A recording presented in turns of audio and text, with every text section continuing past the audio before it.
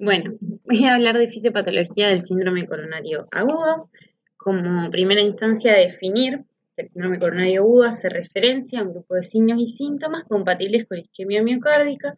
Esto lo vamos a desarrollar mejor más adelante, pero se pueden dividir en síndrome coronario agudo con elevación del ST, que sería el infarto de miocardio con elevación del ST, y el SCA sin elevación del ST, donde tenemos la angina inestable y el IAM sin elevación del ST, que si bien son condiciones relacionadas, tienen patogénesis y representación clínica similar, la magnitud de la isquemia es diferente y la diferencia es que en el infarto se llega a ver una lesión miocárdica que eleva biomarcadores. El síndrome coronario agudo está causado por un desequilibrio entre el aporte y la demanda de oxígeno. Bien,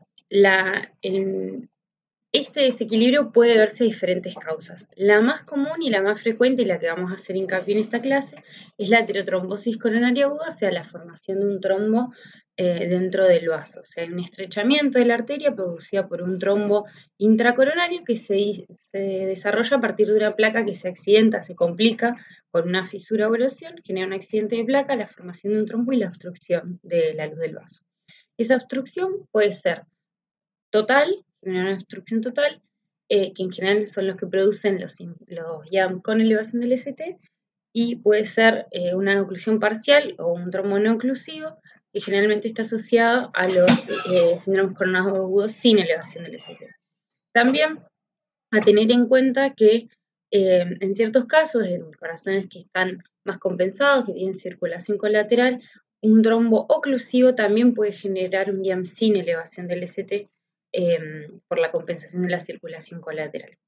También los trombos generan microembolias hacia la periferia que pueden desarrollar necrosis miocárdicas focales que liberen biomarcadores. Y ahí tenemos una imagen donde tenemos una placa traumatosa complicada con la formación de un trombo. Bien, dijimos que esta era la causa más frecuente, la aterotrombosis, pero no es la única. También sobre una placa complicada, las placas complicadas una placa crónica alcanzan niveles críticos de obstrucción y los pacientes pueden ir progresando de anginas crónicas de esfuerzo a anginas en reposo. Y el mecanismo no es por una obstrucción aguda de un trombo, digamos, sino por un aumento de la demanda de oxígeno miocárdico. En general está asociado a lesiones fijas adyacentes, también puede darse sobre coronarias normales, ¿no? Que serían casos más extremos. Pero se da principalmente por un aumento de la demanda de oxígeno miocárdico. La causa más frecuente es la anemia, por una disminución del contenido arterial de oxígeno, y después todo lo que cause taquicardia, fiebre, arritmias o hipotensión arterial. Otra causa menos frecuente es el espasmo, el vasoespasmo, el espasmo de las arterias epicárdicas, también se puede llamar angina prismetal, o el espasmo microvascular, que está relacionado con la disfunción endotelial y son, por ejemplo, los casos de infartos por cocaína, entre otros, ¿no? Pero principalmente lo que hay es una disfunción endotelial que favorece ese vasoespasmo. Otra causa y más frecuente todavía es la disección de una coronaria de manera espontánea, donde se produce el flap y luego un hematoma que va a generar obstrucción de la línea. Bien, ahora vamos a hacer hincapié en la causa más frecuente, que es la aterotrombosis, y para eso tenemos que hablar de la arteriosclerosis y de la aterosclerosis.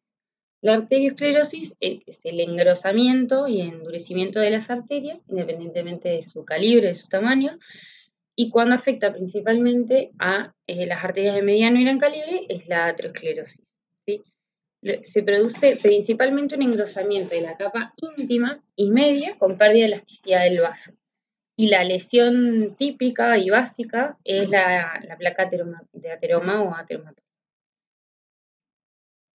La formación de estas placas empiezan desde la infancia en todos los seres humanos, digamos, y van creciendo y aumentando a lo largo de la vida.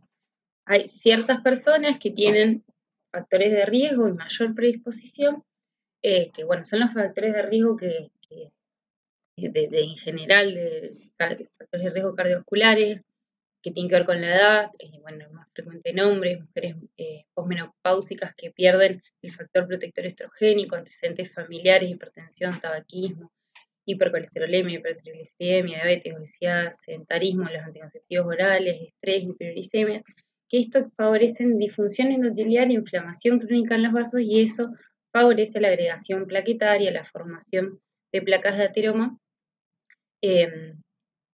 es decir, o sea, con una evolución más rápida y más torpida que que en cualquier otra persona. Estas placas se forman, como dijimos, en la aterosclerosis en las arterias de mediano y gran calibre, que pueden ser las coronarias, carótidas, las vertebrales, las cerebrales, los miembros inferiores, las ilíacas y las femorales, y la clínica o la afección va a depender obviamente de dónde se localiza. Bien, como dijimos, empieza en la infancia. En la infancia se forman las estrías grasas, que en realidad en la íntima hay un engrosamiento con acúmulo de tejido graso, que puede considerarse la precursora de una placa de ateroma propiamente dicha, aunque en ocasiones puede evolucionar, que vendría a ser las que vemos acá como en la primera década de vida. Con el correr de los años es más frecuente encontrar lesiones ateroscleróticas propiamente dichas o placas fibroadiposas, van aumentando su contenido adiposo, como acá y acá, que son las lesiones intermedias, y la placa fibrosa o de fibroateroma, que lo que se genera es una reacción fibrótica que estabiliza la placa, como vemos acá que tiene toda una capa fibrótica. Las placas de ateroma pueden complicarse mediante fisuras, erosión, roturas, y esas placas accidentadas exponen su contenido a la sangre circundante y favorecen a la agregación plaquetaria, la generación de trombina y la formación de un trombo que luego puede generar estas obstrucciones parciales o totales. La evolución en la parte más, digamos, microbiológica tendríamos distintos pasos. Primero se da, que lo vemos acá, la acumulación de lípidos extracelulares que favorecen a la acumulación de partículas de lipoproteína en la íntima del vaso, que vendrían a ser las esferas amarillas. Se adosan a los protoglucanos y se modifican por oxidación y glicación. Y en definitiva hay un acúmulo de estas lipoproteínas en la íntima. Esas lipoproteínas modificadas y el estrés oxidativo pueden inducir a la liberación de citoquinas en la íntima. Esas citoquinas van a generar la expresión de moléculas de adhesión, que son estas azules, que son quimiotácticas, es decir, que atraen y reclutan células inflamatorias, como los monocitos y los linfocitos, al endotelio y favorecen que penetren, ¿sí? Que vendría a ser este paso. Después tenemos, los monocitos sanguíneos van a penetrar la pared y tienen además ellos una proteína propia de quimiotáctica que va a reaccionar con el factor estimulante de colonias y van a generar aún más la expresión de receptores que son antioxidantes o receptores limpiadores en su pared, digamos, la pared del macrófago. Los receptores estos, expresados en los macrófagos, intervienen en la captación de partículas de lipoproteínas modificadas, es decir, oxidadas y por ligación, y producen las células espumosas, que son estas de acá, o estas azules con puntos rojos. Esas células espumosas son macrofágicas y generan mayor formación de citoquinas y la liberación de moléculas efectoras como el ácido hipocloroso, el anión superóxido y metroproteínas de la matriz. Esto genera también la migración de células musculares lisas de la media a la íntima, esa que sería acá, esas células musculares lisas van a proliferar, van a dividirse, van a liberar y producir matriz extracelular y van a generar acúmulo de matriz extracelular generando un crecimiento de esa placa. Entonces ahí cuando la placa se considera que es una placa fibrosa. Mientras continúa la fibrosis, puede haber calcificación, apoptosis de células musculares, como vemos acá, y se lleva a la formación de una cápsula fibrosa acelular con un núcleo lipídico, que acá lo vemos o acá se ve mejor, rico en lípidos, rico en células muertas, en células en vía de apoptosis y restos celulares. Bien, acá ya habla de una placa complicada esta imagen, pero vendría a ser hasta acá el proceso. Bien. Después, este tipo de lesiones histológicamente se pueden clasificar según Nestani, que hay distintos tipos. La tipo 1 es una lesión mínima, una lesión temprana que en realidad es inicial y histológicamente es normal y lo podemos ir viendo acá en esta imagen. Las lesiones tipo 2, que es la estría grasa, que tenemos la tendencia a la progresión o la estría grasa estable, que hay un engrosamiento de la íntima con un aumento de las células musculares lisas, aumento de la matriz extracelular, acúmulos de células lipídicas, y en general se observa entre los 2 y 15 años, y vemos que acá solamente se ve apenas un contenido de lípidos. La tipo 3, que es la preateroma o la lesión intermedia, que vendría a ser esta, hay presencia de lípidos bajo una capa de macrófagos, hay células espumosas y se reemplazan los proteoglucanos de la matriz extracelular y eso va haciendo una progresión de placa. Esas son las lesiones precoces. Después tenemos lesiones más avanzadas, que son la 4 y la 5 particularmente, que tienen mayor susceptibilidad a complicarse.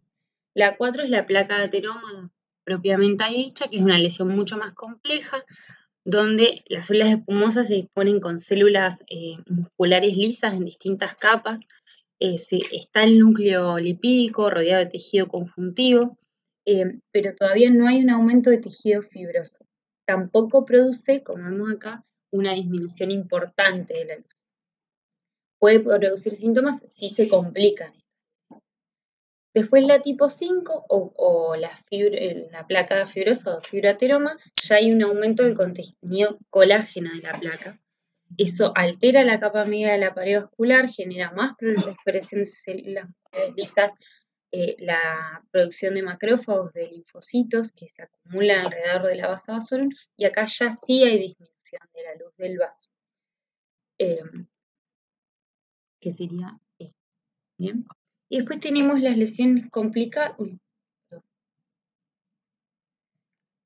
La lesión complicada o tipo 6, que hay una disrupción de la superficie, sea fisura, erosión, úlceras, que exponen el centro lipídico a la circulación, favorecen la hemorragia, el hematoma y la formación de trombo, que ese trombo, si es totalmente oclusivo, puede interrumpir la circulación sanguínea del vaso.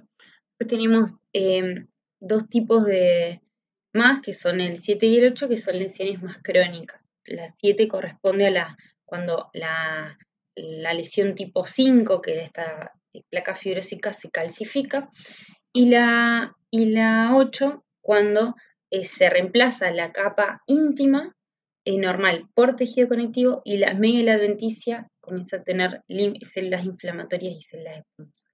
Acá vemos más o menos lo mismo, la progresión de la placa, las células espumosas, la formación de los núcleos y cómo se empieza a adelgazar o disminuir el calibre del vaso mientras va creciendo la placa y más cuando se complica. Bien, algo para tener en cuenta es que las lesiones, nosotros consideramos que las lesiones son clínicamente relevantes, son las lesiones severas, porque pierden la capacidad de autorregularse, de regular el flujo, digamos, miocárdico, entonces ante aumento de necesidad de oxígeno, se va a generar isquemia porque no se van a poder autorregular, pero las lesiones leves y las lesiones moderadas suelen tener características que las hacen más vulnerables y le dan mayor riesgo a complicarse. Las lesiones que son severas en general o más crónicas suelen ser más estables porque poseen un núcleo fibroso más pequeño, una capa fibrosa más gruesa, más firme y menos contenido inflamatorio. Entonces las hace más estables. Ahora vamos a volver a estudiar. Bien, bueno, más o menos lo mismo. Otra cosa es que algo para tener en cuenta es que el cortisol, la adrenalina, favorecen al aumento de la TA, de la frecuencia cardíaca, la viscosidad sanguínea, aumentan el contenido del activador del plasminógeno tisular, del inhibidor del activador del plasminógeno, y todos esos parámetros juntos favorecen a las rupturas de placas y a las trombosis coronarias. Es interesante tener en cuenta que el cortisol y la adrenalina responden a un ciclo circadiano. Entonces, esa es la razón de la que los síndromes coronarios agudos, los infartos sean más frecuentes a las horas de la mañana o en invierno, porque responden al ritmo circadiano. Bien. Volviendo al tema de la placa vulnerable, entonces dijimos que son las lesiones en general leves y moderadas, tienden a tener características que le dan más vulnerabilidad y más riesgo a complicarse. Estas características son tener un núcleo necrótico. Acá en la imagen podemos ver el núcleo necrótico lipídico es más grande que en una placa estable.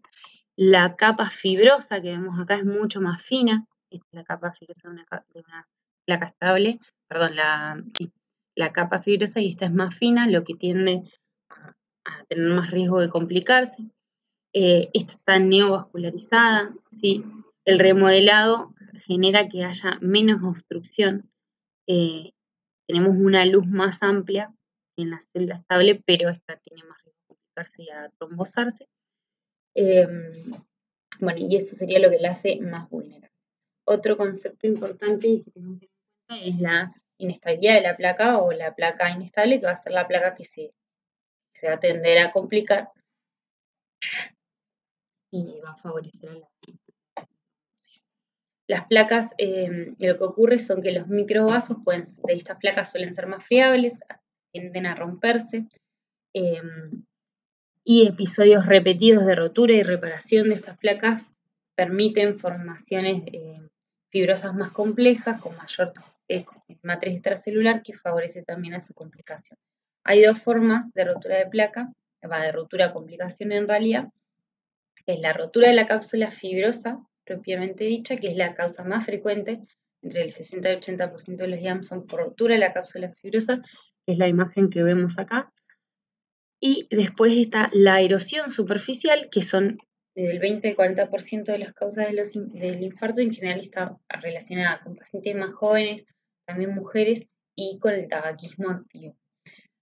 La rotura lo que expone es este es el núcleo lipídico, se rompe esa capa que dijimos que era más fina en las placas vulnerables, y deja su contenido, lo expone al contenido sanguíneo y favorece la cascada de la agregación plaquetaria y la formación del trombo. Y la erosión conduce a una denudación del epitelio. La erosión lo que hace es dejar el subendotelio expuesto a la sangre, los proteoglucanos de la superficie activan la agregación plaquetaria y se forma la generación de trombos, que vendría a ser las placas en sí son distintas, las que tienen mayor tendencia a erosionarse y las que tienen tendencia a romperse la cápsula fibrótica.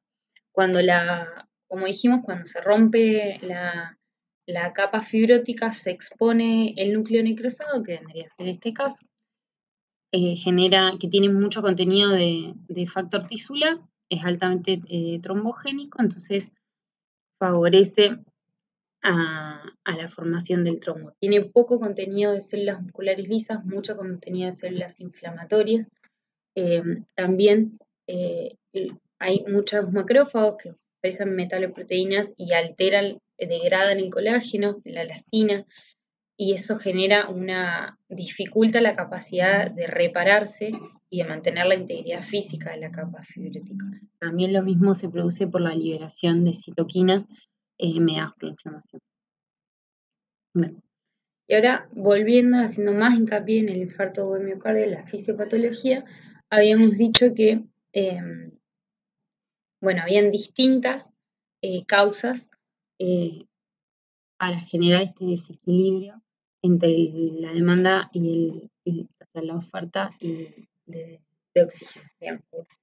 Desequilibrio entre el aporte y la demanda de oxígeno. Bien, los acontecimientos que no son por trombos, en general, suelen producir lesiones sin elevación del ST, pero pueden acompañarse, si generan isquemias importantes y graves, acompañarse con liberación y concentraciones altas de biomarcadores cardíacos.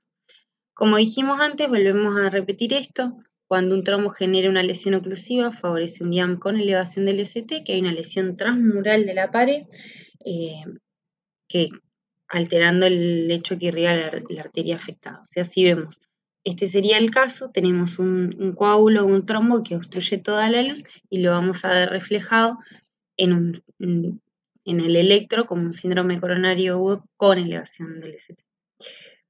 Aquellos que no son oclusivos o parciales pueden generar roturas de placas que pueden ser asintomáticas o pueden generar síndromes coronarios agudos clínicamente sintomáticos y por electrocardiograma podemos ver lesiones sin elevación del ST o hasta con infra-ST. Hay veces que por fenómenos compensadores como la circulación colateral, que después vamos a volver a esto, pueden haber lesiones que son totalmente oclusivas, pero están compensadas con la circulación colateral y pueden dar episodios asintomáticos o sin elevación del ST. Bien, esto es más o menos lo mismo, si lo integramos todo, la presentación clínica tenemos molestias, o puede ser principalmente ANGOR.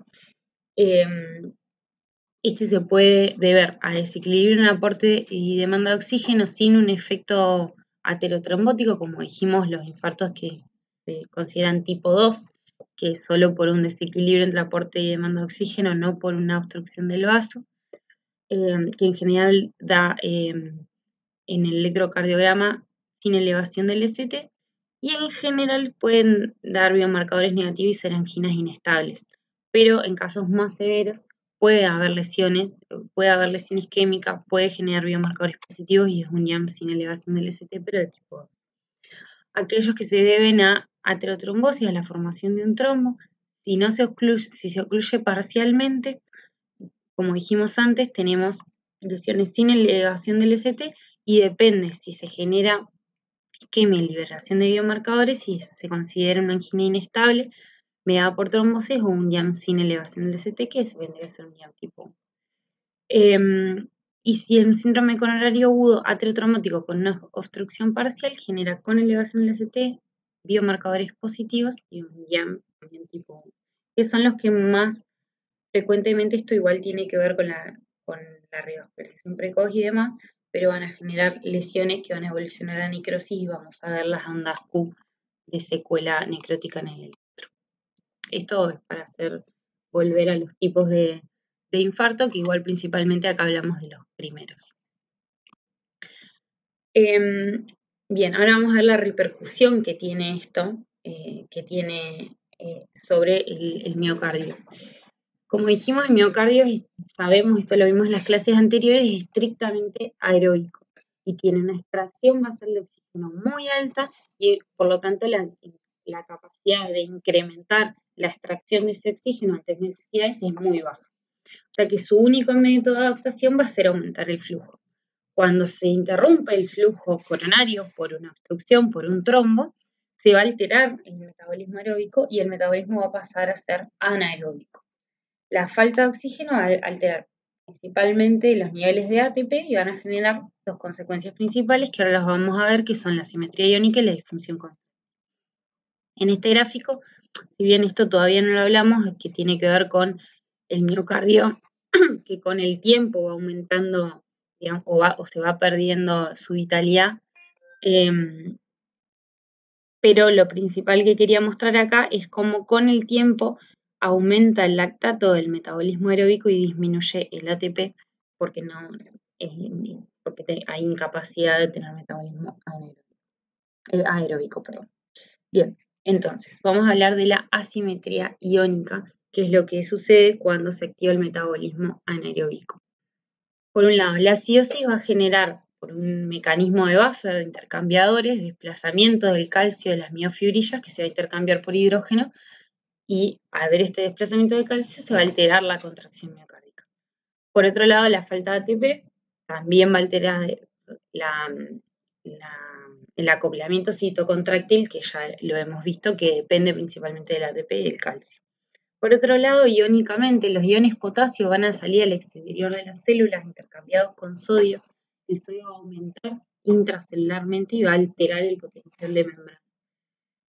Al aumento del sodio intracelular va a generar que aumente más el calcio intracélula y disminuya su salida al extracelular. Eso va a generar una sobrecarga del calcio intracelular que va a generar alteraciones en la troponina y va a disminuir la sensibilidad de la troponina por el calcio y así alterar también la contracción miocárdica. Y por otro lado, el miocito va a intentar generar ATP por otros medios, principalmente por el AMP. el AMP va a ser degradado rápidamente a adenosina. La adenosina va a salir del espacio extracelular, va a estimular receptores sensibles al miocardio, que van a generar hidrólisis ATP, van a volver a producir AMP, le van a desfosforilar en adenosina, y que el objetivo final es generar vasodilatación coronaria. Pero la adenosina tiene un efecto vasodilatador en las arterias sanas, pero vasoconstrictor en las arterias enfermas. Por lo tanto, este fenómeno compensatorio termina siendo más. Por otro lado, vamos a tener disfunción contráctil. Tras la interrupción del flujo de una arteria epicárdica que está obstruida, la zona miocárdica va a ir perdiendo la capacidad de acortarse, es decir, fibras de acortarse, y eso va a generar una alteración en la contracción. Hay 4 modelos de disfunción contráctiles que suelen ser secuenciales, que es la desincronización, que es una disociación temporal en diferentes segmentos del músculo, que se van a contraer de manera disociada. La hipocinesia, que es una reducción de la contracción, es decir, una reducción del grado de acortamiento de las fibras. La cinesia, hay una detección del acortamiento de las fibras. Y la disinesia, hay una expansión paradójica, es decir, que el tejido afectado, en vez de en la sístole contraerse, se va a bombar hacia afuera. Esto también se debe a que puede haber hipercinesia precoz en zonas no infartadas, como resultado de un método compensador generado por el sistema nervioso simpático y por la ley Frank-Starling, que va a compensar el trabajo que a la larga va a resultar ineficaz, porque la hipercinesia de los segmentos no infartados van a generar disinesia del segmento infartado. Esta hipercinesia en general dura aproximadamente 2 semanas, y en este periodo hay un cierto grado de recuperación, obviamente depende de la lesión, pero hay un cierto grado de recuperación de las zonas infartadas, y sobre todo si se logra reperfundir. A menos que sea muy extenso ese infarto o que se extienda el infarto, que ahora vamos a ver qué es eso, durante la fase de cicatrización hay una cierta mejoría del movimiento de la pared infartada con recuperación de la función, y eso disminuye el aturdimiento miocárdico que tenía previamente. Independientemente del tiempo que esté el infarto, los infartos que generan un movimiento normal del 20-25% del ventrículo izquierdo tienen más probabilidad de generar clínicamente signos hemodinámicos de insuficiencia cardíaca. Si los infartos son pequeños, en general causan una alteración en la distensibilidad diastólica. O sea, vamos a ver principalmente aumentos de la presión diastólica. Pero cuando los segmentos miocárdicos son mayores, esto es muy estricto y es muy relativo, pero estrictamente se podría considerar que cuando está afectado más del 15% del músculo del ventrículo izquierdo, vamos a ver alteraciones en la FEI, y además de aumento de las presiones diastólicas, más del 25% disminución de la FEI, alteración del aumento de los volúmenes de la presión diastólica con signos de congestión, y más del 40% shock cardiogénico. Esto siempre y cuando hablemos de un episodio agudo y no en un miocardio que ya viene ya viene compensado en el tiempo. Y para eso vamos a hablar de los mecanismos protectivos. Entre eso tenemos la circulación colateral, que la presencia de colaterales ante un infarto puede permitir una conservación de la función sistólica, porque se va a irrigar el territorio infartado que corresponde a la arteria, se va a irrigar o va a llegar sangre por las ramas de otra arteria. ¿Sí? Acá en el dibujo podemos ver, este primer dibujo no hay circulación colateral, la zona gris es la zona de isquemia, que finalmente va a ser la zona de infarto y va a determinar el tamaño de este infarto, toda la zona. Y la B, vemos que acá hay presencia de colaterales, la coronaria derecha da colaterales a la de A, y la de A es la arteria ocluida, y lo que en este caso igual muestra una zona de riesgo 0, pero en otro caso lo que podría hacer es disminuir el tamaño del infarto. Otro mecanismo protector, digamos, es el preacondicionamiento isquémico, que esto ya lo hablamos en el módulo anterior, que tiene que ver con que periodos de isquemia y reperfusión cortos reducen la extensión de la necrosis que se provoca posteriormente de un largo periodo de oclusión. O sea, y lo podemos ver clínicamente en los pacientes que se ve reflejada menor extensión del infarto en aquellos que nos refieren que vienen hace 2 semanas o varios días previos haciendo episodios de angina. O sea, hacían isquemia y reperfusión corta y luego tienen un episodio agudo o un infarto y eso lo preacondicionó para que la extensión del infarto. Y eso también lo vemos en la función o que haya menor disfunción a la larga, ¿no? Bien, y esto se genera estrictamente porque los periodos de isquemia activan receptores de adenosina en la membrana, inician una cascada de eventos intracelulares que favorecen a la fosforilación de proteínas de membrana, las proteínas fosforiladas del canal de potasio dependiente de ATP, lo que produce la desfosforilación de ese canal es que reduce la entrada de calcio, eso acorta el potencial de acción, eso reduce la contracción y eso ahorra energía. Acá volvemos a los conceptos que también ya hablamos, que es el aturdimiento y la hibernación.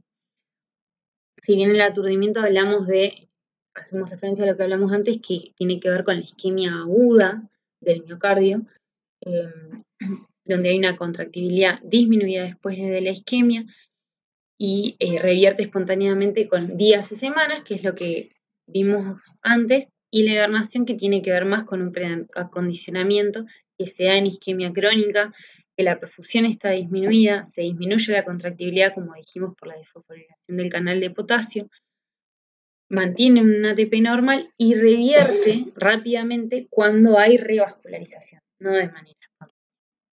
Bien. Cuando volvemos a hacer hincapié en lo mismo, de la disfunción diastólica ya hablamos un poco, esto serían las consecuencias post-isquemia. La disfunción diastólica tiene que ver con que las propiedades diastólicas del ventrículo izquierdo están alteradas cuando hay isquemia o infarto, y estos están relacionados principalmente con un aumento inicial de la presión telediastólica del ventrículo izquierdo. Durante periodos de varias semanas, vuelve a recuperarse, como dijimos, el volumen telediastólico aumenta, las presiones diastólicas comienzan a descender hasta la normalidad y puede mejorar la función sistémica. Igualmente tiene que ver con la magnitud del infarto y de la lesión. El remodelado ventricular hace referencia a cambios de tamaño, de forma, de grosor del ventrículo izquierdo como consecuencia del infarto. Va a afectar tanto los fenómenos infartados como los no infartados y principalmente hace referencia a la dilatación y la hipertrofia del ventrículo, en este caso no infartado. Además del tamaño del infarto, hay otros factores que tienen que ver con el remodelado, que es la presión ventricular elevada, que lo que va a contribuir es a generar mayor tensión de la pared y mayor extensión o mayor riesgo de extensión de ese infarto, favoreciendo más el remodelado, y la permeabilidad de la arteria culpable. Si esta se encuentra permeable, acelera la formación de la cicatriz miocárdica y eso reduce el riesgo a la extensión del infarto y a la dilatación. La extensión del infarto es el aumento del tamaño del segmento infartado que no es atribuible a necrosis adicional, sino a una dilatación y un adelgazamiento de la zona de infarto antes de que se produzca la cicatriz fibrótica dura. El infarto se expande por una combinación hay un deslizamiento de los fascículos musculares, se reduce el número de miocitos, hay alteración de las células miocárdicas normales, hay destrucción de la matriz extracelular y eso genera extensión del infarto. Depende del espesor de la pared previa también. Es posible que los pacientes que tengan hipertrofias ventriculares tengan una protección, por así decirlo, a la disminución, a la expansión y a la disminución del espesor de esa pared. Está obviamente relacionada con un aumento de mortalidad y de complicaciones, ¿no? Esto puede generar alteración de la función sistólica y obviamente a la progresión de la insuficiencia cardíaca. Y el AP suele ser el más vulnerable a generar esto. Y la dilatación ventricular tiene que ver con, si bien dijimos que hablamos del remodelado ventricular, tiene que ver que el remodelado también, si bien empieza en un poco tiempo después del infarto, también progresa durante años y meses. La dilatación puede ir acompañada de un desplazamiento a la derecha de la curva presión-volumen, del loop-loop, que va a generar que haya un aumento del volumen del ventrículo izquierdo a presiones diastólicas determinadas, y eso es un método compensador con el tiempo. Y la hipertrofia puede ayudar a evitar un deterioro de la función secundaria al infarto, y es el responsable en general de la mejoría hemodinámica luego de los meses o del tiempo de la progresión.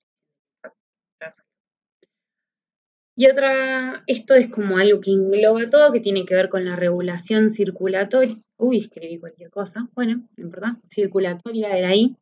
Si el infarto alcanza un tamaño suficiente, puede generar disfunción miocárdica, tanto sistólica como diastólica. Si el volumen sistólico reducido puede favorecer a la disminución de la perfusión miocárdica y en casos graves, en el 15 al 8%, esto se genera como un círculo vicioso que aumenta la isquemia y puede llegar al shock cardiogénico. La inflamación secundaria a la lesión, que vendría a ser esta parte, genera liberación de citoquina, favorece la vasodilatación y a la disminución de la resistencia vascular sistémica. La incapacidad del ventrículo izquierdo en vaciarse va a incrementar la precarga, se dilata el ventrículo izquierdo de las zonas bien perfundidas. La dilatación del ventrículo izquierdo incrementa también la poscarga ventricular por ley de Laplace. La presión arterial va a generar, las paredes del ventrículo dilatadas van a generar mayor tensión y eso va a aumentar la poscarga, y al aumentar la poscarga va a deprimir el volumen de eyección del ventrículo izquierdo, y eso va a aumentar aún así el consumo de oxígeno miocárdico y así se va perpetuando, digamos, la isquemia, siempre que, digamos, estas serían las cascadas. También si hay un aumento de la presión diastólica puede favorecer a la congestión pulmonar y eso favorece a la hipoxemia y generar una isquemia, digamos, que es un círculo vicioso donde se aumenta la isquemia. Si eso progresa, podemos llegar a la disfunción miocárdica progresiva y a la muerte, y ahí es donde aparece la importancia de la revascularización precoz, que genera alivio de la isquemia y puede favorecer a la supervivencia, digamos. Ya llegando al final, como dijimos, el tratamiento principal, el más importante, es la reperfusión precoz para dar alivio a la isquemia y frenar esta progresión de la isquemia a la necrosis. Y hay otros factores que pueden actuar en el tratamiento, como los inhibidores del sistema renina-angiotensina-aldosterona, que actúan principalmente evitando o disminuyendo el remodelado miocárdico, especialmente la dilatación ventricular. También actúan sobre la disfunción endotelial y sobre los efectos, tiene un efecto antitrombogénico, digamos. Y la inhibición de la aldosterona, como cuando se usa la espironolactona, puede limitar la fibrosis excesiva y prevenir eso el desarrollo de arritmias ventriculares. Y como sabemos, los AINES y los corticoides, administrados en el primer momento de los infartos, favorecen a la expansión del infarto y aumentan el riesgo de complicaciones principalmente mecánicas. En este gráfico lo que podemos ver es la importancia de la reperfusión precoz y cómo la lesión va a ir progresando mientras más esto se tarde. Si es temprana, vamos a tener que el tejido infartado, que era el tejido en riesgo, con la reperfusión vuelve a normalizarse y quedan zonas viables que están disfuncionantes post-isquemia, pero es mucho menos a que si la reperfusión es más tardía, y ni hablar si queda una oclusión permanente y se favorece a la necrosis. Lo mismo vemos acá, línea de tiempo. Esto tiene que ver con la función ventricular y la viabilidad del músculo, cómo con el tiempo va disminuyendo la viabilidad y cómo con la reperfusión podemos generar que esa viabilidad se estanque, que una lesión permanente de reperfusión, pero no siga disminuyendo la viabilidad y se pueda recuperar un poco la función miocárdica. Y por último, la cicatrización tras un infarto. Tenemos 3 etapas, que son la inflamatoria, la proliferativa y de cicatrización. Principalmente vamos a ver la fase inflamatoria, hay muerte de miocitos cardíacos, hay síntesis de citoquinas, de quimiosinas, infiltración de neutrófilos, reclutamiento de los monocitos, que son estos, que son los GR1 high, que principalmente actúan en la inflamación y la fagocitosis, generando limpieza de los restos y un proacondicionamiento. Después, en la fase proliferativa, hay inhibición de la inflamación. Tenemos predominio de los monocitos low que favorecen a la cicatrización. Hay angiogénesis, diferenciación de miofibroblastos, síntesis de colágeno, reclutamiento de células madres mesenquimatosas, síntesis de colágeno y regeneración de células miocárdicas. Y como último tenemos la fase de cicatrización, donde hay apoptosis de fibroblastos y formación de una matriz dura, colagenosa, dura y densa. Bueno, y esto me pareció muy bizarro, por eso lo puse. 12 consejos para un infarto feliz. Sí, no tiene mucho sentido. No.